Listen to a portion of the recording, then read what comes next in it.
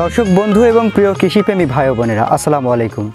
সবাইকে স্বাগতম জানাচ্ছি আমাদের কৃষিভিত্তিক নিয়মিত আয়োজন উদ্যোক্তার খোঁজে। দর্শক, আমরা বরাবর চেষ্টা করি নতুন নতুন উদ্যোক্তাদের আপনাদের সামনে তুলে ধরার। যদিও আজ আমরা যেখানে এসেছি, ইনি একজন নতুন বা তরুণ উদ্যোক্তা নন, ইনি একজন সফল উদ্যোক্তা বলা চলেন। হ্যাঁ, অনেকে হয়তো আপনার টেলিভিশনের পর্দায় বা ইউটিউবে তাকে দেখেও থাকবেন, অনেকে চেনেনও, অনেকের চেনা মুখ তিনি। তো আজ আমরা এসেছি ঝিনাইদহ জেলার মহেশপুর থানার চাপাতলা গ্রামে। এখানে রফিকুল ইসলাম ভাইয়ের যে বিশাল সমন্বিত খামার, সেই খামারের একটা অংশ ম্যান্ডারিন এবং দার্জিলিং কমলার সম্পর্কে ওনার সাথে কথা বলবো। সেই ব্যাপারে এই চাষ সম্পর্কে আমরা একটা বিস্তারিত প্রতিবেদন তুলে ধরার চেষ্টা করব।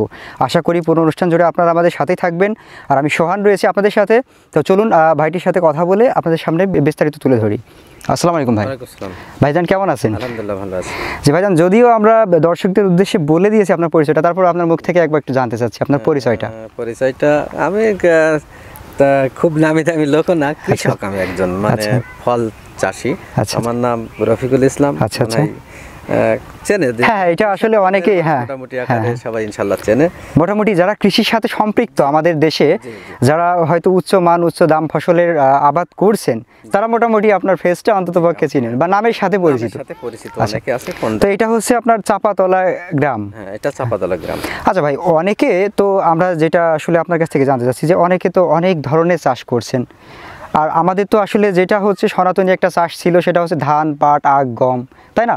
তো সেখান থেকে এই যে আপনার মাথায় এই যে ব্যতিক্রম ধর্মী একটা ফল বাগান, হ্যাঁ, এইটা করার কিভাবে এই মানসিকতা আপনার মাথায় আসলো যদি একটু বলতেন। এটা আসলে আমি এই গাছের সাথে তো দীর্ঘ প্রায় 18-19 বছর হচ্ছে। 2002 সাল থেকে আমি নার্সারি ব্যবসা করতাম।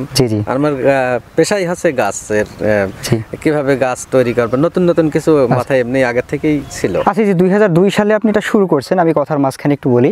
তো এর আগে আপনি কি করতেন, মানে আপনার পেশাটা কি ছিল? এটা তো আমি 16 সালে শুরু করছি। 2002 সাল থেকে আমি নার্সারি। ও আচ্ছা আচ্ছা আচ্ছা আচ্ছা আচ্ছা। তারপরে এই বাগানটাতে আসা হচ্ছে 16 সালে। আচ্ছা, তারপরে বলেন।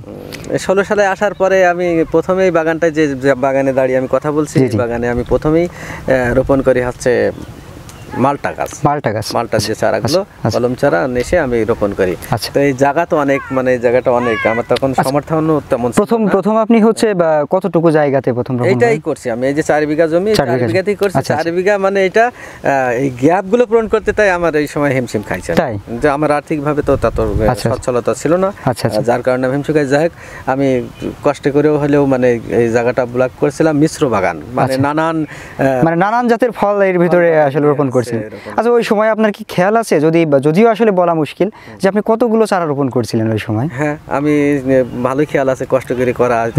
666টা রোপণ করছিলাম। এটা হচ্ছে আপনার মালটা, কমলা বা সব জাতীয় ছিল? মালটা, কমলা। এর মাঝে কি আপনার ড্রাগন বাই জাতীয় কিছু ছিল না? ছিল না, এর ভিতরে ছিল হচ্ছে কিছু কাটিমোর নাম ছিল, আছে সব পেয়ারা ছিল।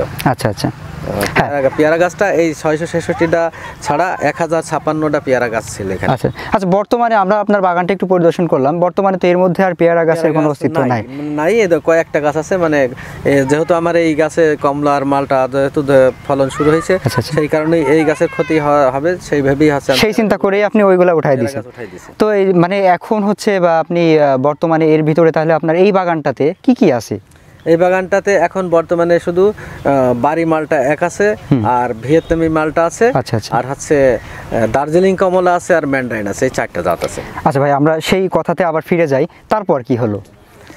তারপর হচ্ছে আমি যখন করলাম যে কিভাবে গ্যাপটা পূরণ করবো, আস্তে আস্তে পর্যায়ক্রমে কষ্ট করি গ্যাপগুলো পূরণ করার পরে প্রথমে হচ্ছে এই জমিতে তখন ফ্রি পড়ে থাকে। তো আমাদের উপসহকারী আছে, সাথে ভালো সম্পর্ক ছিল। সে আমার বাগানে এসে বলছে যে হচ্ছে কি করা যায়, এটা কি? আমি বলছি যে ভাই এটা কি করা যায়? বলছে যে এই জায়গাটুকু কাজে লাগালাম, একটা বুদ্ধি আছে। বলছি কি? বলছে পেয়ারা লাগান যায়। বলছি কথা মন্দ বলেননি। আমি সেইভাবে এর ভিতরে দিয়ে পেয়ারা বাগান করছিলাম। মাঝখানে যে এটা তো গ্যাপ ছিল অনেক, এই মাঝখানে লাইন দিয়ে আমি পেয়ারা, সাথী ফসল হিসেবে যেটা বলা যায়, মোটামুটি আমি ভালো আকারে মোটামুটি ভালো লাভ করছি। পেয়ারা প্রায় আপনার আমি এই জমি থেকে 14-15 লক্ষ টাকার পেয়ারা বেচছি ওই সময়টাইতে। এটা হচ্ছে আপনার 15 সালের দিকে, 15-16 সালের 16 সালের শেষের দিকে, অর্থাৎ 17 থেকে মানে বিক্রি করে 17-18 বিক্রি করছি। আচ্ছা, এই যে আপনি পেয়ারাটা কখন এখান থেকে মানে উঠিয়ে ফেললেন, কত সালে এটা? এটা আমি উঠাইছি আপনার এই যে গত বছর উঠাইছি, 19 সালে। কত? 19 বছর। তার মানে 19 সালে, তার মানে হচ্ছে আপনার গত বছর পর্যন্ত এর মাঝে হচ্ছে সমন্বিতভাবেই ছিল। এখন শুধুমাত্র সাইট্রিক ফলে এসে গেছেন, এখন হচ্ছে ম্যান্ডারিন আর দার্জিলিং এর মধ্যে আছেন। আচ্ছা, আমরা যে গাছটাতে আছি, এই যে গাছটার নিচে দাঁড়িয়ে আছি, এটা আসলে কি জাতের? এটা হচ্ছে যে দার্জিলিং কমলা। দার্জিলিং কমলা। আচ্ছা, এইটা হচ্ছে বা আপনার এই যে গাছটা, তার মানে আপনার এই গাছটার বয়স তাহলে 16 সালের থেকে শুরু, এই গাছটাই 4 বছর। 27 তারিখ আসলে যে ডিসেম্বর মাস আসতেছে, আচ্ছা, এসেও গেছে, এই ডিসেম্বর মাসে হচ্ছে 27 তারিখ আসলে এর 4 বছর পূর্ণ হবে। আচ্ছা, এই গাছটা যখন আপনি রোপণ করছিলেন, যেহেতু আপনি একটা কষ্টের মধ্যে দিয়ে প্রথম শুরুটা করছিলেন, তো আপনিই বলতে পারবেন যে এর পিছনে কিরকম পরিচর্যার ব্যাপারটা আসলে? পরিচর্যার বিষয়ে আমি অবশ্য কোনো সময় ভালোভাবে করতে পেরেছি, আবার কোনো তবে চেষ্টা করেছি, নিজেও তো আমি শ্রম এখনো দিই, মানে চেষ্টা করি যে ভালোভাবে গাছ গড়া। খুব মানে কঠিন কোনো কাজ নাই। আচ্ছা আচ্ছা। আর্থিকভাবে ইয়ে থাকলে বা নিজে একটু খেয়াল করলে অন্যান্য বাগানের মতো স্বাভাবিক পরিচর্যা করলেই হবে। আচ্ছা, কোনো এক্সট্রা কিছু দিতে হবে না যে আমি এক্সট্রা আছে অনেক কিছু দেওয়া লাগবে, অনেক খাদ্যের প্রয়োজন না। যে খাদ্য একটা বেশি দিই সেটা হচ্ছে আমি জৈব সারটা ব্যবহার করি। জৈব সারটা বেশি দিই। আচ্ছা ভাইজান, যদি কেউ 1 বিঘা ম্যান্ডারিন কমলার চাষ করে কিংবা দার্জিলিং কমলা চাষ করলো, তো সেক্ষেত্রে তার পরিচর্যার ব্যাপারটা কেমন যদি বলতেন?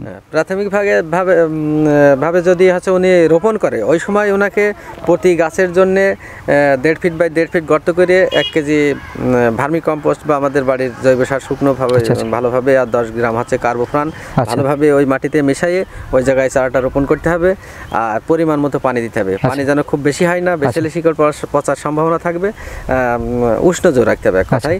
আর সেচের ক্ষেত্রে যখন গাছ বড় হয়ে যাবে, মাটি শুকাইলে প্রয়োজন বোঝা যাবে যে আমার জমিতে আমের বাগানে সেচ দেওয়ার প্রয়োজন আছে, সেভাবে সেচ দেবে। আচ্ছা, আর এমনিতে যখন গাছটা ফলন্ত এসে যায়, অর্থাৎ ফল ধরে যায়, তখন মানে সেচ কেমন দিতে হয় বা হচ্ছে আপনার সার?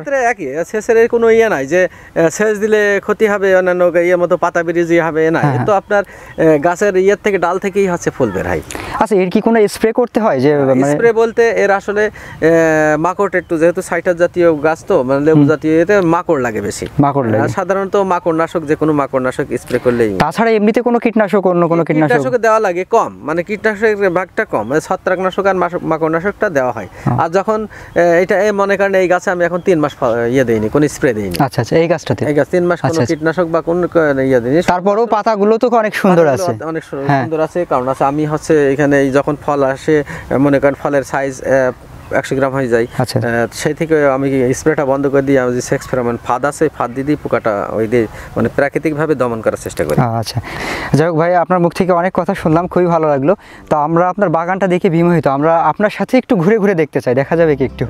হ্যাঁ, দেখতে পারেন। হ্যাঁ দর্শক, তাহলে চলুন আমরা ভাইটির সাথে একটু ঘুরে বাগানটা দেখি।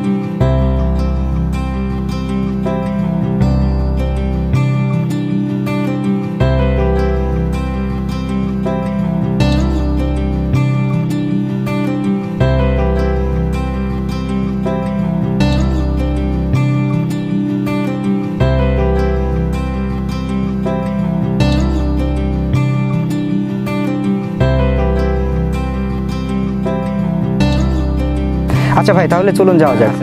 এইটা হচ্ছে এই গাছে কিন্তু মোটামুটি আপনার ফল 50% আছে, আর 50% হারভেস্ট করে ফেলাইছি, যারা ফল দেখতেছেন। আচ্ছা, আর এটাই মানে আর কত আছে, 30% আছে, আর হারভেস্ট পর্যায়ক্রমে করছি। আচ্ছা আচ্ছা ভাই, এখানে একটা ছোট ছোট জাত, এটা কি জাত? এইটা হচ্ছে সেই ম্যান্ডারিন। এইটা ম্যান্ডারিন?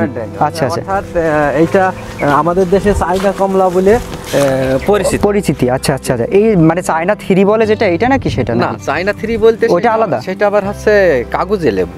ও আচ্ছা আচ্ছা, সেটা তো আমরা আচ্ছা আচ্ছা, এটা হচ্ছে ম্যান্ডারিন, এটা হচ্ছে কমলার মধ্যে নাম হচ্ছে ম্যান্ডারিন, মানে ছোট জাতের কমলা। আচ্ছা, তো আচ্ছা ভাই, এই যে আপনি এই জাতগুলা প্রথমত কোথা থেকে সংগ্রহ করছিলেন? এই কমলা সবই আমি হচ্ছে ইন্ডিয়া থেকে নিয়েছিলাম। ইন্ডিয়া থেকে নিয়েছিলেন? আচ্ছা, ওই যে 16 সালে যখন জাত সংগ্রহ করছিলেন, তখন পিস প্রতি চারার দাম কেমন ছিল? ওই সময় ওই দেশের ইন্ডিয়ান টাকা 100 টাকা নিয়েছিল। 100 টাকা। আচ্ছা, এই যে আপনি রোপণ করলেন, চারাটা রোপণ করার পর আপনি কতদিন পর হচ্ছে ফল পাইছিলেন? এই গাছের যখন 2 বছর বয়স, তখন কয়েকটা এসেছিল, সব গাছে নাই। আচ্ছা আচ্ছা। 3 বছরে 100% গাছেই ফল এসছে। 3 বছর পরে? 3 বছর পরে মালটা এসছে, এই কমলায় ফল এসছে। আচ্ছা, এই যে আপনি প্রথম যে হারভেস্ট, মোটামুটি প্রথম হারভেস্টে কেমন আশা করা যায় যদি ঠিকঠাকভাবে থাকে একটা গাছ থেকে? ঠিকঠাকভাবে যদি থাকে একটা গাছে আপনি একবারে কম পেলেও প্রথম হারভেস্টে 30 থেকে 40 কেজি পাবেন। 30 থেকে 40 কেজি। আচ্ছা, এটা কি সিজনাল নাকি 12 মাসই হয়? না, এটা সিজনাল। বছরে একবার মানে শীতকালে যদি একটা ফল হয় সেটা তো হারভেস্ট যোগ্য হবে না। আচ্ছা আচ্ছা, ভালো মানের হয় না। হ্যাঁ, ভালো মানের হয় না। তো আমরা এখন যে অবস্থাতে দেখছি বর্তমানে, আমরা বাজার দরটা কেমন জানতে চাচ্ছি এই ম্যান্ডারিনের বাজার দর আপনার এখান থেকে 120 টাকা। এবছর তো মনে করেন বিক্রি দেয়নি, মানে গত বছর দিয়েছিলাম 120 টাকা করে দিয়েছিল। আচ্ছা আচ্ছা। আর দার্জিলিং এর ক্ষেত্রে গত বছর 200 টাকা বিক্রি করছি, এবছরও 200 টাকা কেজি বিক্রি করছি। আচ্ছা, তাহলে আমরা একটু আসুন এদিকে আসি। তো ভাইজান, একটা ব্যাপার তো আসলে বিশেষভাবে বলতে হয়, সেটা হচ্ছে একজন নতুন উদ্যোক্তা যদি আপনার 1 বিঘা জমিতে এই যে আপনার দার্জিলিং বা ম্যান্ডারিন দুইটা মিক্সড করে যদি চাষ করতে চায়, তো সেক্ষেত্রে তার কতগুলো চারার প্রয়োজন পড়বে? দার্জিলিং এর আর ম্যান্ডারিনের মিশ্র বাগান হবে না, যেহেতু দার্জিলিং আলাদা আলাদা করতে হবে। আলাদা আলাদা করতে, ওটা হচ্ছে দার্জিলিংটা অনেক উঁচু হয় আর এটা হচ্ছে নিচু হয়। সেক্ষেত্রে আপনার মিশ্র করা। আচ্ছা, সেক্ষেত্রে যদি শুধুমাত্র দার্জিলিং করতে চাই? শুধুমাত্র দার্জিলিং করলে 30% জমির জন্য 124 টা 10 ফিট বাই 10 ফিট। আর যদি দার্জিলিং করতে ম্যান্ডারিন করতে চাই? ম্যান্ডারিন করলে এটা 100টা দিলে ভালো হবে। মানে ওইটার চেয়ে একটু কম দিতে হবে? এটা তো খাটো গাছ। খাটো হলেও এরিয়া বেশি নেবে। আর ওইটা হচ্ছে উপরে উঠে যাবে, এটা সাইডে বাড়তে থাকবে। আচ্ছা, তো মানে মোটামুটি খুবই ভালো লাগলো, আপনার কাছ থেকে খুব সুন্দর তথ্য পেলাম। তো ভাই, এখন যারা নতুন উদ্যোক্তা রয়েছেন, যারা নতুন করে এই খামার করতে চান বা এই বাগান করতে চান, তাদের উদ্দেশ্যে যদি আপনার কিছু বলার থাকে? তাদের উদ্দেশ্যে, এখন আমাদের দেশে বেকারত্বের ভাগ তো বেশি, সেই ক্ষেত্রে এদিক সেদিক না ঘুরিয়ে বা অন্য জায়গায় সময় না যদি ব্যয় না করে, যদি ওনার ওই জীবনটা যদি ক্ষুদ্র পরিসরে হলেও যদি এই ধরনের বাগান, যেমন মালটা আছে, মানে উচ্চ দাম বা উচ্চ মানের উচ্চ ফলনশীল, এই জাতীয় ফল বাগান করলে মনে হয় চাকরির জন্য কারো পিছপেছ ঘোরা লাগে, মানে মোটামুটি স্বাবলম্বী হওয়া সম্ভব। অবশ্যই, ইনশাআল্লাহ অনেক ভালো। কারণ আমরা তো চাক্ষুষ প্রমাণ দেখছি, আপনি নিজেই স্বাবলম্বী হয়েছেন, তাই না? তার মানে আমরা বলতে পারি দর্শকদের উদ্দেশ্যে, দর্শক যারা নতুন যারা উদ্যোক্তা হবার ইচ্ছা পোষণ করছেন, তারা কিন্তু চাইলে এরকম একটা বাগান করতে পারে। অবশ্যই।